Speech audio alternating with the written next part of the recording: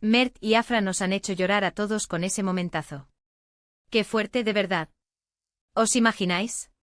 Estaban ahí tranquilamente y de repente ¡boom! Una escena que te llega directo al alma. Yo cuando lo vi, no pude evitar emocionarme. Y no fui la única, vamos. He visto comentarios por todos lados, gente diciendo que no pararon de llorar, que fue precioso, que es la prueba de que, bueno, ya sabéis. Para ser honestos, con este par uno nunca sabe. Siempre hay drama, siempre hay rumores, ¿verdad? Pero esto fue distinto. No fue el típico drama de pareja de famosos, de piques en redes o de fotos borradas. Esto fue algo más íntimo, más real. Se palpaba la conexión, se sentía no sé, la verdad de lo que estaban viviendo en ese instante. Y eso es lo que creo que nos toca tan adentro.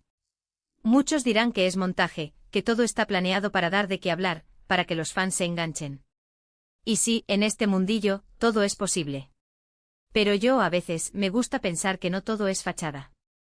Que hay momentos genuinos, destellos de humanidad que se escapan y que nos muestran a los de verdad, a las personas detrás de los personajes. Y ese instante de Mert y Afra para mí fue uno de esos. Lo que yo sospecho es que, más allá de lo que se ve en las cámaras, hay una historia de fondo que nosotros solo intuimos. Y en esa historia, quizás hubo un momento de reconciliación, de entendimiento, de pura emoción que se desbordó. O quizás fue una despedida dolorosa, pero llena de cariño. Da igual el matiz, lo que importó fue la emoción que transmitieron, la vulnerabilidad. Mirad, yo no soy nadie para juzgar sus vidas privadas, pero como espectador, como fan de sus historias, me encanta cuando me hacen sentir cosas así.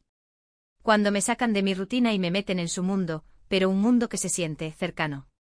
Que te hace pensar en tus propias experiencias, en tus propios momentos de emoción. Y hablando de momentos, ¿os acordáis cuando salieron juntos por primera vez? La expectativa era brutal. Luego vinieron los altibajos, las idas y venidas que parecían sacadas de una telenovela. Pero con esto fue diferente. Fue como si se hubieran quitado todas las armaduras y nos hubieran dejado ver una parte muy vulnerable de ellos. Y eso, señores y señoras, es oro puro.